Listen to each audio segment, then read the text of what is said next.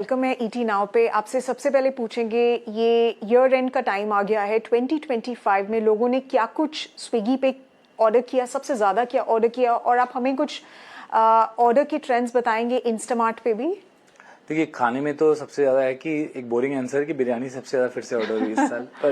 पर वो बिरयानी के बाद अगर मैं सुबह का नाश्ते का टाइम लूँ तो idli almost 11 million idli order हुई इस साल। पर रियल ट्रेंड है कि जो एक रीजनल हमारे विभिन्न प्रांतों की जो क्विजीन है, जैसे बिहारी हो गई, गोवन हो गई, पहाड़ी हो गई, उन पे हमको काफी ग्रोथ दिख रही है। राइट।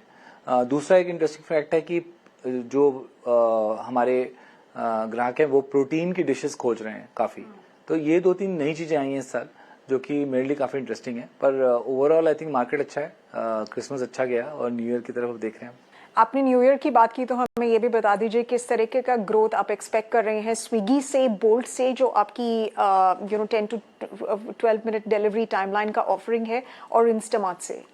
तो स्विगी और इंस्टामार्ट दोनों आई थिंक का काफी बड़ा दिन रहता है, क्योंकि एक तो देखिए फेस्टिव सीजन में एक आपको देखिए माहौल रहता है कि लोग वो 25-26 तारीख से या 24 तारीख से ही लोग स्लो डाउन मोड में चले जाते हैं, कि वो एक फेस्टिव स्पिरिट आ जाती है, चाहे वेदर ऐसा हो, चाहे वो क्रिसमस की जिंगल बेल्स हो या न्यू ईयर आने का वेट कर रहे हो। तो आई थिंक घर पे ज्यादा लोग रहते हैं, और जब भी घर पे लोग रहते हैं तो हमारा बिजनेस बढ़ता है, वो नेचुरल है वो।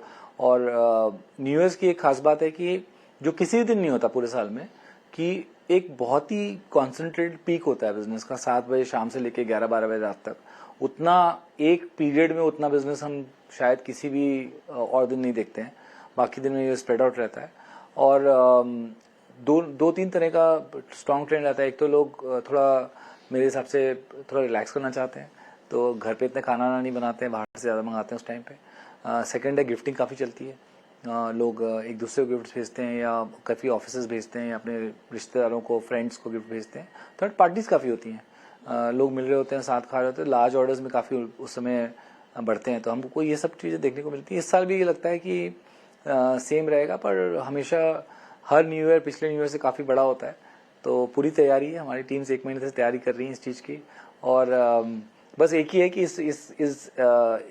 इस सर्विस में जब हम रहते हैं तो लोग पूछते हैं कि आप 31 को क्या कर रहे होंगे, तो मेरा जवाब होता है 31 को तो मैं ऑफिस में होता हूँ पक्का। हमारी तरह आप भी ऑफिस में होंगे।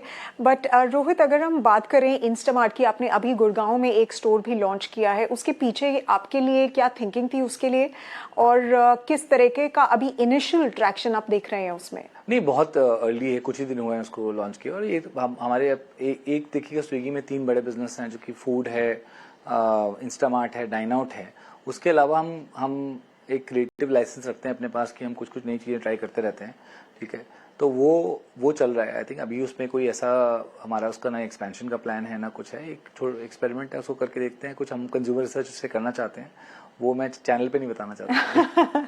चलिए, हम वेट करेंगे आप जब वो उसके प्लान को फर्दर डिस्क्लोज कर पाएंगे। जस्ट वन फाइनल क्वेश्चन एक आपसे दोबारा पूछना चाहेंगे कि अगर आप 2026 को देखते हैं, क्विक कॉमर्स में क्या 3 वो ट्रेंड्स होंगे जो रूल करेंगे? क्योंकि आपने देखा होगा काफी ब्रोकरेजेस ने भी बोला है कि कंपटीशन इंटेंसिफाई हो रहा है, जिसकी वजह से आई थिंक मार्जिन प्रेशर्स भी है कंपनीज के ऊपर। बट ओवरऑल आप क्या 3-4 ट्रेंड्स देखते हैं जो डोमिनेट करेंगे, जो इंडस्ट्री अभी जहां पे है उसको नेक्स्ट लेवल तक ले जाने के लिए? 3 मेरे हिसाब से एक है कि जो बहुत सारे कंज्यूमर ऐसे हैं जो आज के दिन में खासकर ई कॉमर्स पे हैं।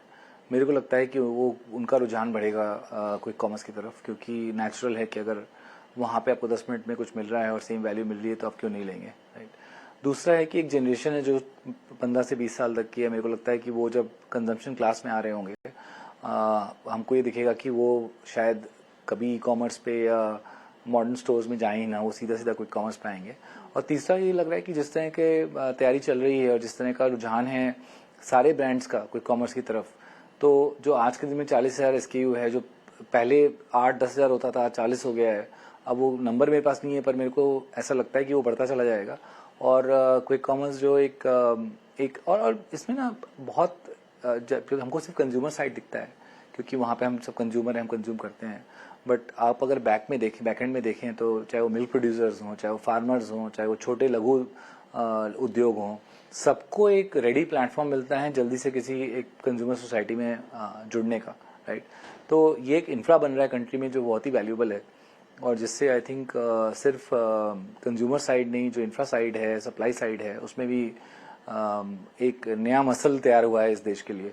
तो उसके लिए आई थिंक काफी अच्छा लगता है, और वो काफी स्ट्रांग होता जाएगा अगले साल, मेरे को लगता है। जी बिल्कुल, आपने जैसे बोला कैटेगरी एक्सपेंशन होगा, SKUs ऐड होंगे, और definitely this is coming in from the side of consumers as well, and this is something that Rohit हम सबके लिए ट्रैक करना काफी इंटरेस्टिंग होगा। Well, all the very best आपको न्यू ईयर्स के लिए। कॉन्ग्रेचुलेशंस जो आपने क्रिसमस के ऊपर क्लॉक किया numbers, and thanks very much once again for joining ET now के आपके सारे स्टाफ को, सारे आपके दर्शकों को जो नया साल आने वाला है बहुत बहुत मुबारक हो। आई थिंक 2026 शायद सबके, आशा करता हूँ कि सबके लिए बहुत अच्छा साल रहे।